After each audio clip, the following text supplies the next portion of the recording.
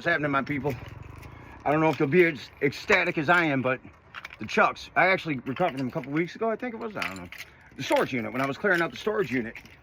Me and the kids, or I thought anyway, I thought I'd lost them in the fire. I thought they were left in the U-Haul, and they were not. So I've been out here doing, getting my Rex Kwon Do routine in. And bumping myself up pretty good. I'm a little bit rusty. And people who know from some of my videos, I'm not an ambi chucker because this left rotator cuff over here is jacked a little bit. So, but metaphorically, I chucked some motherfuckers in court today. Only on the right hand side because I'm not an ambi chucker, but I chucked them on both sides. Like this right here, I get a little trouble when I get to the left side. In there, I'm doing 360s around these motherfuckers. And I told him I would. I told him I was coming for him.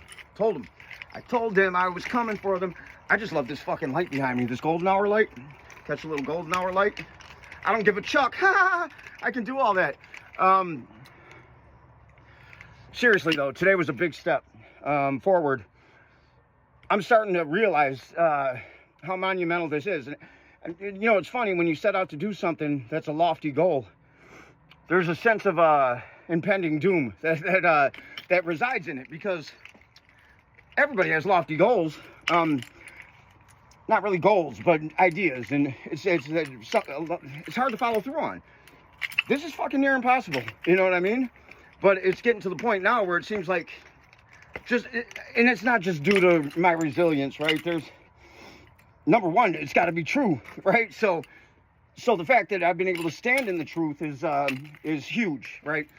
Huge. It's everything. But there were several things that I had going for me, like my kids. You know, the fact that they had that compassion in them for me to be able to give me the freedom to not have the teenager angst there. I mean, they were in it with me, and it's funny. I hear that little bitch attorney at the last hearing we were at. When him and the attorney that I had attached to me, when they obviously talked, and she was gonna drop me and feed me to the dogs. I don't get fed to the dogs, motherfucker. I am the dog. So, but I'm a good one. You know what I mean? I'm domesticated and shit. I ain't attacking people for no reason. So, but you come into my backyard, bitch. I got you. You know what I mean? They thought they were gonna put me away then and quiet me and scare me. Fuck you.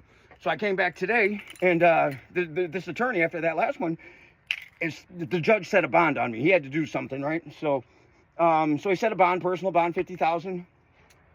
This motherfucker emails me telling me to go in reverse from the date before that bond, and tells me, he says, now you're gonna have to get down, take all those posts down.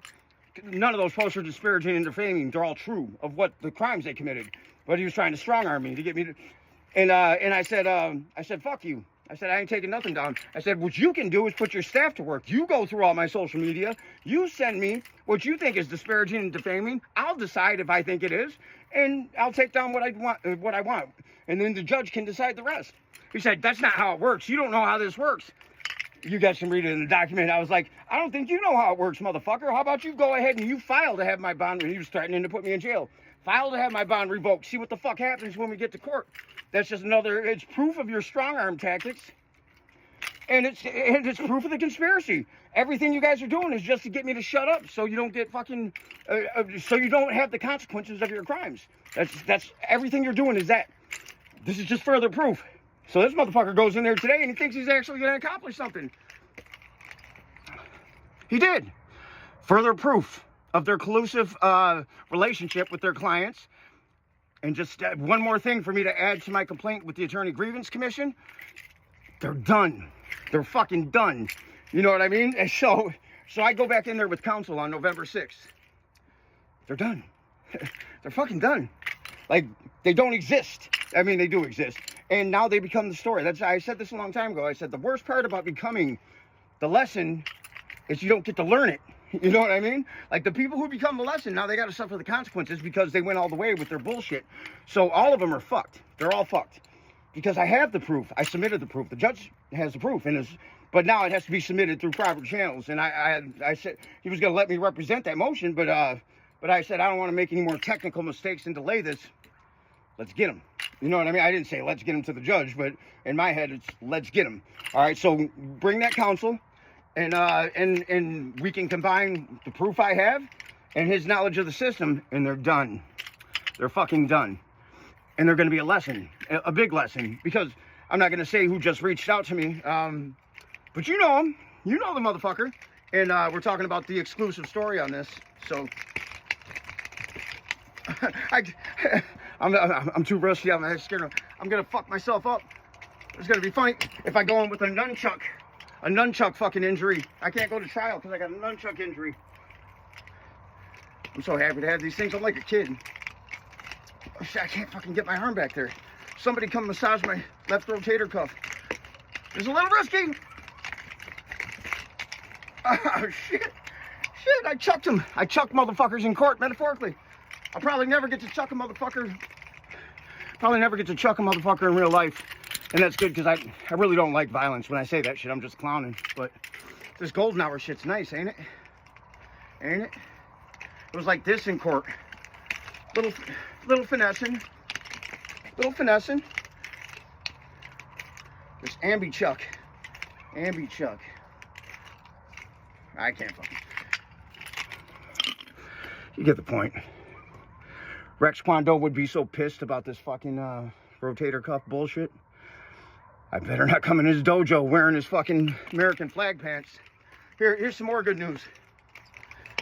Well, this is the goal, right? Me and the kids, the goal is home by the holidays. We want to decorate our own tree. So that's what I'm trying to do right now. Get everything fixed over here at Vito's and get into this house. I want to get close to their school. They're both at Lamphere because that's where their Montessori friends go. So something there temporarily. I say temporarily because I'm thinking about moving to Sedona after Sophie graduates. So maybe 5 years over there, and so something in Madison Heights, North Madison Heights by Lamphere. If you have anything or you know of anybody, that's what I'm looking for. But yeah, today was a good day. There was anxiety. You never know with the system.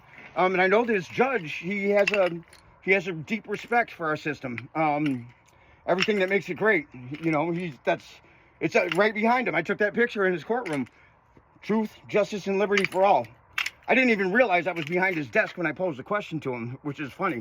But that's everything. That's the foundation of our system.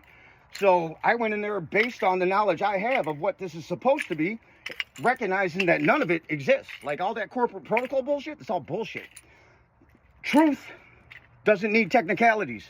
Truth doesn't need to keep its voice quiet, because truth doesn't keep its voice quiet for nothing. For nothing. Truth is just the fucking truth. Whether you want it to be true or not, it's still the truth. That's the beauty about truth. It doesn't matter what you think of it. It doesn't matter how you try to divert it. It's the fucking truth, whether you want it to be or not. And it's always going to come front and center. So, you know, the lessons I teach my kids, never do anything you wouldn't tell another person about. If you're doing something you're not going to tell a soul about in your fucking life, you're doing something wrong. 100%. You know what I mean? Or, you know, there's the other possibility that you're in such a shameful environment where, but more than likely, if you're doing something you wouldn't tell somebody else about ever, you have to contemplate, am I doing something, or contemplating doing something that's so foul that I wouldn't, or should I be doing it anyway? And am I just worried about what people think about me? That's a valuable contemplation, because the shame prison is a real thing. But the truth, that's perspective. That's you know, that's a different thing. The truth, when it's the truth, is going to be the truth no matter what. And here's what I realized. I kind of knew it going in because I know the path.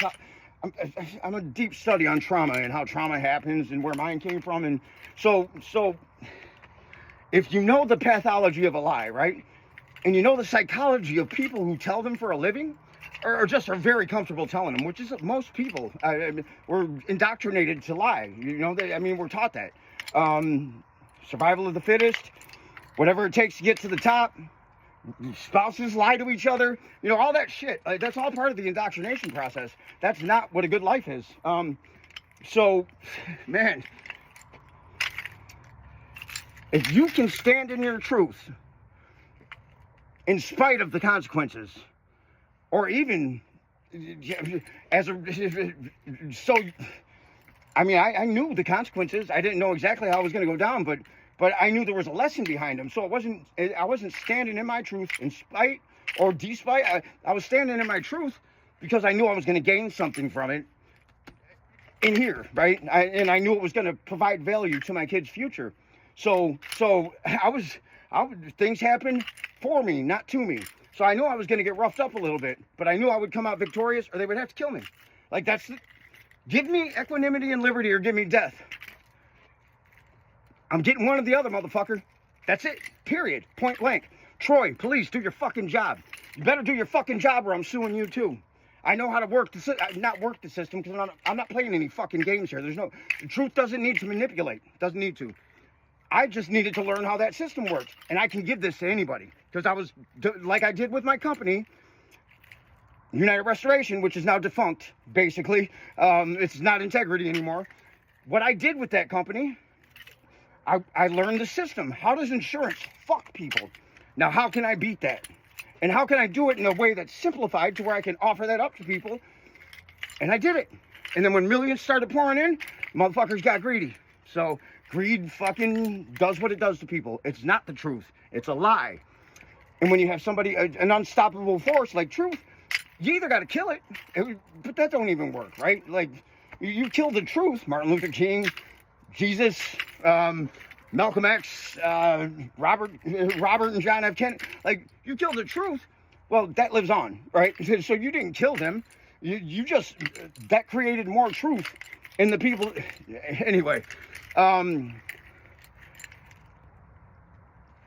realized if you understand the pathology of a lie and the psychology of the people that are comfortable, that they're just okay with that's how it is, and you understand that psychology, but then to take it further, the people who do it for a living, like attorneys, not all of them, when you understand that, it's a simple equation, really. You can kind of gauge how long you might have to stand in the lieu, or in the not in lieu of, but in the face of these consequences, right? Like, if you can take it, if you have something like I think it's Maslow.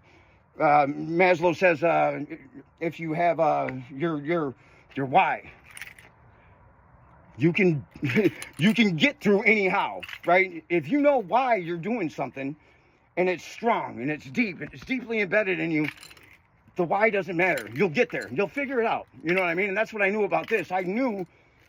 I never thought I should have any parts to do with any kind of movement, right? I'm anti-politics because it's all a lie. So I was like, this ain't even my place. And I had a very strong dream, and I woke up, there's like 7 policies, and it seemed to work, and it still does, and it works even more now. It's all been validated through this process. But I knew, like, if there was just something in me that said, you got to go through this. You know what I mean? Because my gut response was to quash everything they did immediately. Like, I could have used force, and not even violent force. I could have ended this on day one. I knew I could. But Integrity was infringed on at the company. I said, that's his job to fix it. I don't want anything to do with it now. And then they started in with their bullshit. So I knew I was going to have to withstand some shit. And it was hard because they're pussies. You know what I mean? Like, I had brute force to be able to, not even brute force. I could have just, a little bit, and they're done. But something told me, endure it. If you endure this shit, there's something on the other end of it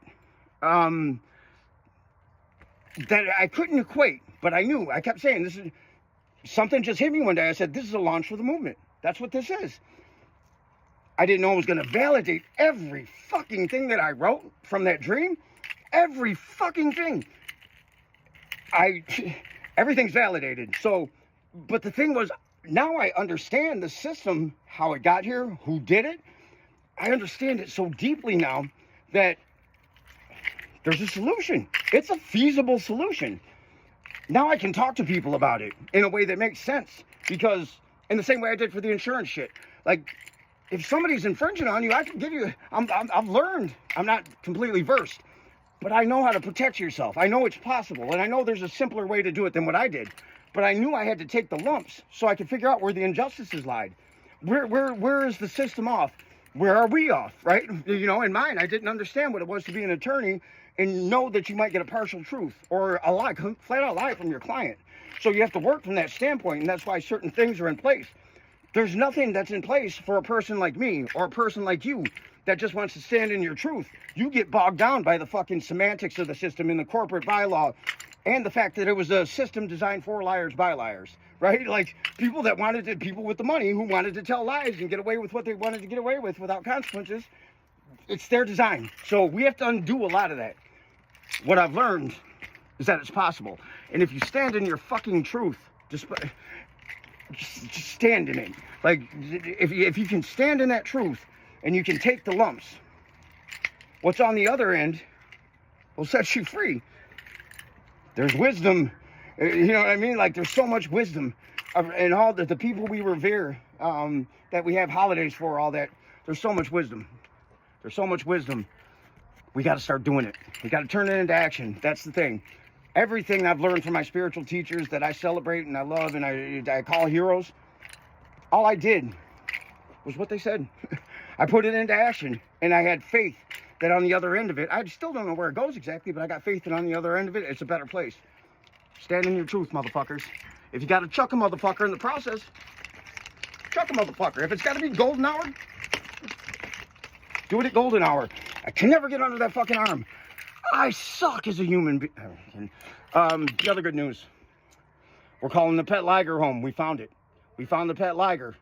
Good shit. Rex Kwon Do. You fuck with my rotator cuff, bud? I'm coming for your pants.